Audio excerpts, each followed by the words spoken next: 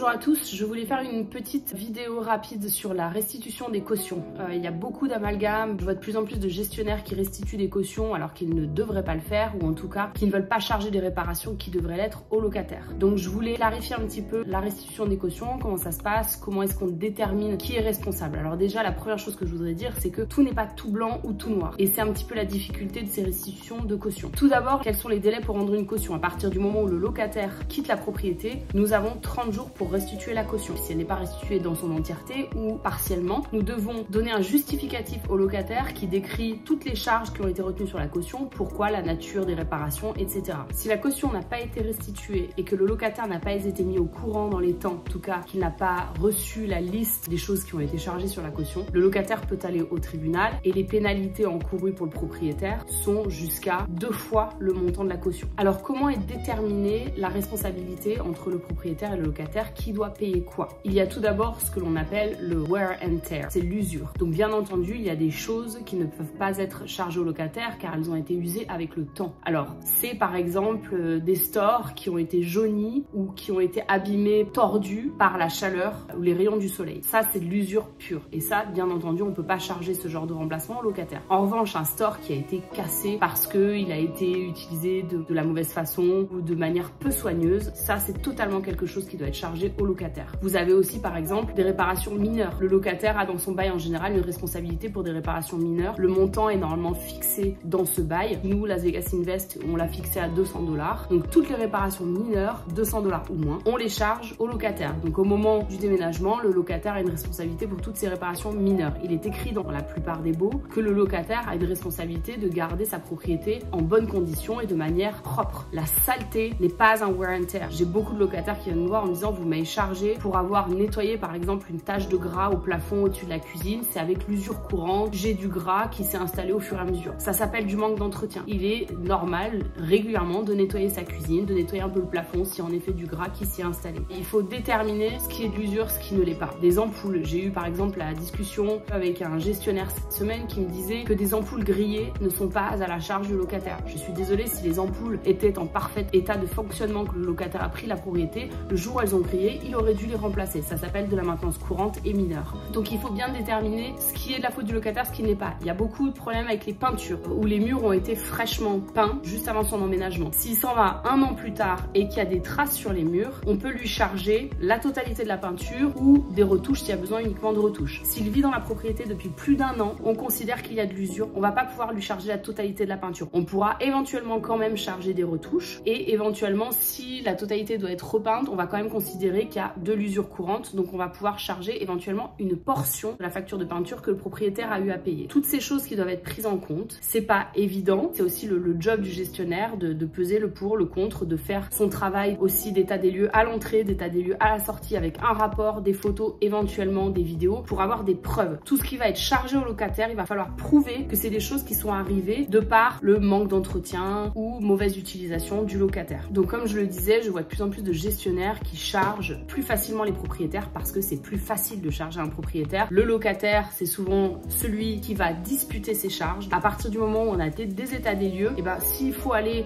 disputer ça devant un tribunal, on l'a déjà fait et on le fait. À partir du moment où on peut prouver l'état préexistant ou pas des problèmes, le locataire, il est légitime de le charger. C'est pas parce que on va se retrouver au tribunal à devoir justifier ce qui a été chargé sur une caution qu'on va forcément perdre. Il y a des arguments, il y a des photos, il y a des rapports, c'est fait pour ça, c'est fait pour justifier. C'est pas parce que le locataire va disputer ses charges devant le tribunal que le tribunal va pencher forcément tout en faveur du locataire ou tout en faveur du propriétaire et dire au propriétaire vous allez devoir payer 2 fois sa caution parce que vous avez fait n'importe quoi. Non, c'est pas comme ça que ça marche. La pénalité qui peut aller jusqu'à charger 2 fois la caution, le montant de la caution au propriétaire, c'est si le propriétaire ne fait pas ce travail d'information sous 30 jours à son locataire. Mais à partir du moment où vous avez fait ce travail dans les temps et que vous avez des arguments, le juge va étudier. Donc n'hésitez pas à poser des questions à votre gestionnaire.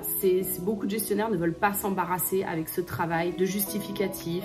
C'est plus simple de charger un propriétaire qu'un locataire, mais c'est pas le rôle du gestionnaire. Le gestionnaire doit être transparent, il doit être juste au maximum. Si vous pensez que ce n'est pas justifié, vous avez le droit de demander des comptes à votre gestionnaire. N'hésitez pas à le faire.